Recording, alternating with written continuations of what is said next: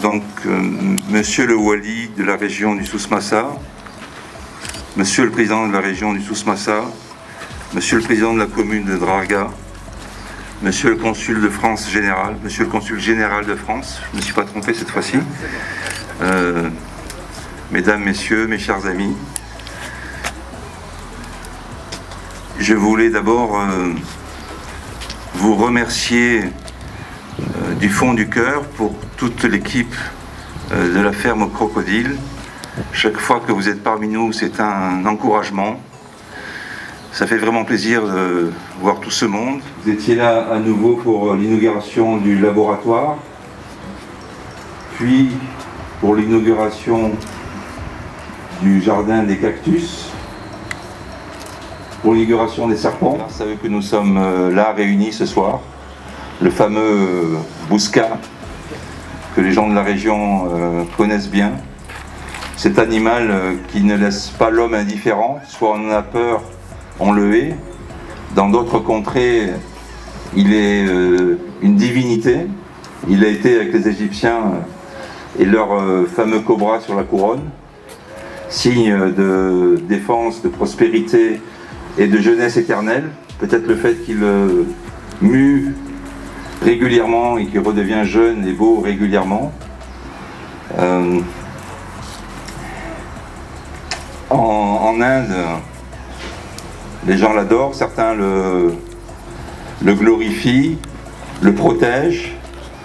Et je me souviens d'un truc qui m'avait vraiment marqué, c'était un signe de route, un triangle, où il y avait marqué rouler au pas, attention, passage de serpent. Waouh, ça j'avais trouvé ça génial. Voilà. Bon, tous les pays ne font pas ça.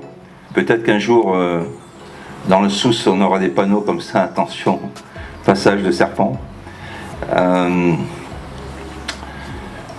Je voulais vous dire que les cobras, je les ai rencontrés quand j'étais jeune, puisque j'ai vécu entre Taroudant, Arba Urbaïn et Agadir. C'était une région où il y avait beaucoup de ces animaux.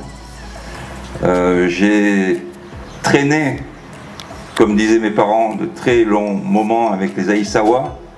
Quand j'y traînais, mes parents auraient préféré que je sois un peu plus studieux avec ce que j'avais à apprendre. Ils n'avaient pas compris, je crois, que j'étais déjà en train d'apprendre beaucoup de choses. Je voudrais évidemment remercier toute l'équipe de la ferme au crocodile, quel qu'il soit. C'est grâce à eux que nous sommes là. C'est grâce à eux que le parc continue, qu'on continue à faire des agrandissements, des améliorations. Et bon, ça c'est vraiment grâce à eux, je les remercie du fond du cœur. Mes photos. Et évidemment à toi Luc, merci du fond du cœur de m'avoir entraîné dans cette belle aventure. On est passé de Thaïlande au Maroc, en France, en Égypte et en Inde, avec ce beau sujet sur les cobras. J'avais un petit peu d'appréhension quand tu m'as proposé le sujet, d'être à 1,50 m d'un cobra et de faire des photos. Au départ, j'étais un petit peu réticent, mais enfin bon, tu m'as montré que c'est un animal qui n'est pas du tout agressif si on sait l'approcher. Et puis aussi le plus grand reptile, le plus grand serpent venimeux du monde, donc, qui est le cobra royal, qui était vraiment impressionnant en Inde, où il se dresse à 1,50 m. C'était vraiment des moments inoubliables. Donc encore merci à toute l'équipe et merci à toi Luc.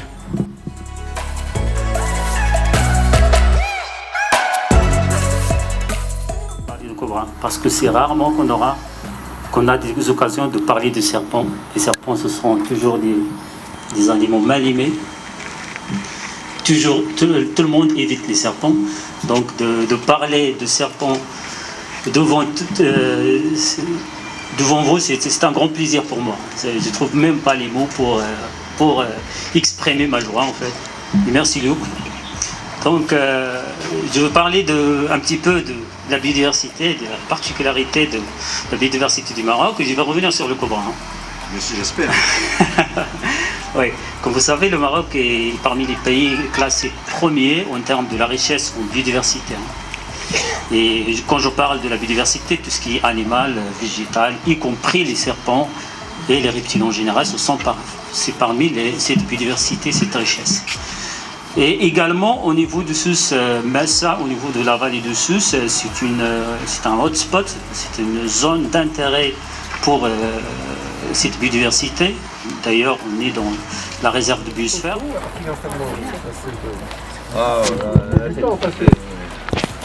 C'est l'histoire du photographe, ça, hein. On ne peut pas trop dire.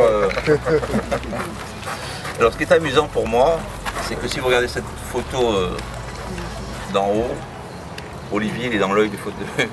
Ah oui. Olivier est dans l'œil du cobra.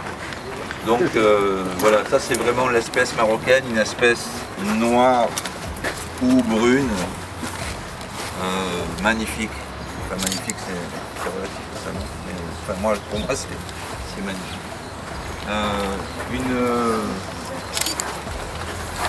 J'ai un charmeur de serpent à Ouarzazate où on s'était arrêté.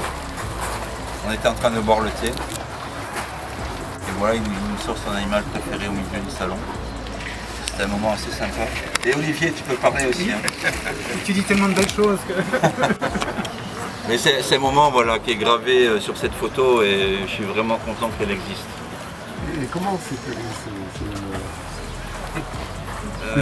comment on sécurise. Oui.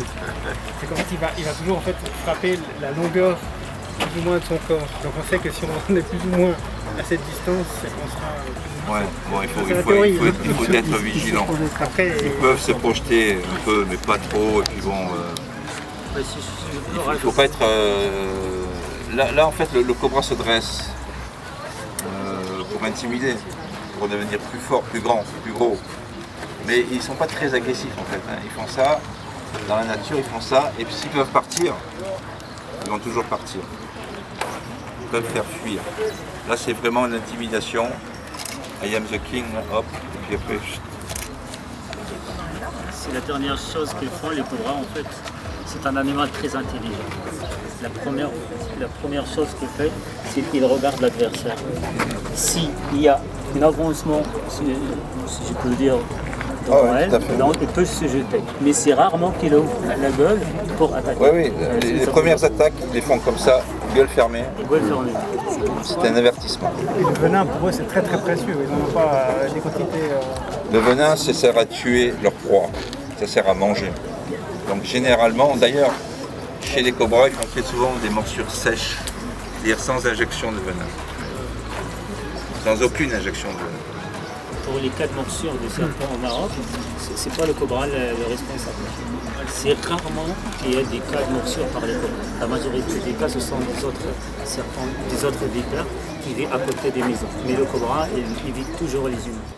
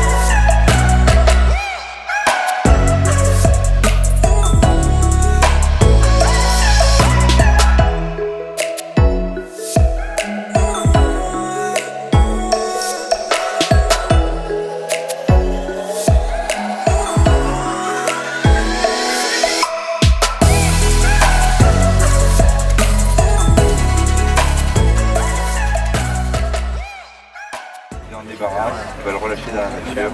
Voilà. Et sur sa voiture, il y avait marqué Sniper as managing. Bonjour, je m'appelle Olivier Borne, je suis photographe suisse. J'ai 50 ans et puis je me suis un petit peu spécialisé dans la photo animalière, notamment avec cette expo de photos de cobras au Crocopark. Pour les cobras, vous allez parler un petit peu des cobras. Oui, alors donc c'est donc Luc Fougerolles, le directeur du Crocopark, qui il y a une dizaine d'années m'a proposé de faire un reportage sur plusieurs pays sur les cobras. Donc on a ici des photos d'Inde, d'ici du Maroc, d'Égypte, en France aussi, il y a un centre de récolte des venins. Et aussi en Thaïlande, aussi, on fait un voyage en Thaïlande. Les cobras ont plusieurs noms. C'est pas cobra, il y a des najas, il y a des... Exactement, il y a aussi surtout le plus grand serpent venimeux du monde, c'est le cobra royal qui fait... c'est pas le plus dangereux, mais c'est le plus grand serpent venimeux. Quand il se dresse à 1,50 m, les tout grands spécimens. Donc levé, il est à 1,50 m, il fait jusqu'à 3,50 m, 4 mètres de long. Donc c'est vraiment un animal extrêmement impressionnant quand on l'a en face de soi et qu'il se dresse. Pour le venin. Alors les venins, je me suis heureusement jamais fait mordre, sinon je serais peut-être pas là. Mais donc en fait, donc les venins, donc c'est soit donc ils peuvent injecter effectivement le venin, mais donc les cobras sont très peureux, donc ils vont essayer de faire peur en se dressant, et puis après hop, ils vont essayer de partir plutôt, c'est très, très craintif. Par contre, il y a aussi le cobra cracheur, qui lui, s'il est dérangé, s'il se sent vulnérable, exactement, il va cracher son venin, et viser les yeux, et ça doit piquer. J'ai jamais essayé non plus. Quand est-ce qu'il riposte? Comment je n'ai pas compris la question. Quand est-ce qu'ils attaquent? Quand ils attaquent, alors quand ils se sentent menacés, donc c'est clair que si on va aller le déranger ou si on lui marche dessus, ou enfin voilà, dès qu'il se sent menacé, n'importe quel animal, même nous, quand on se sent menacé, on va être agressif et essayer de faire face au danger en fait. Merci beaucoup. Mais avec plaisir, merci à vous.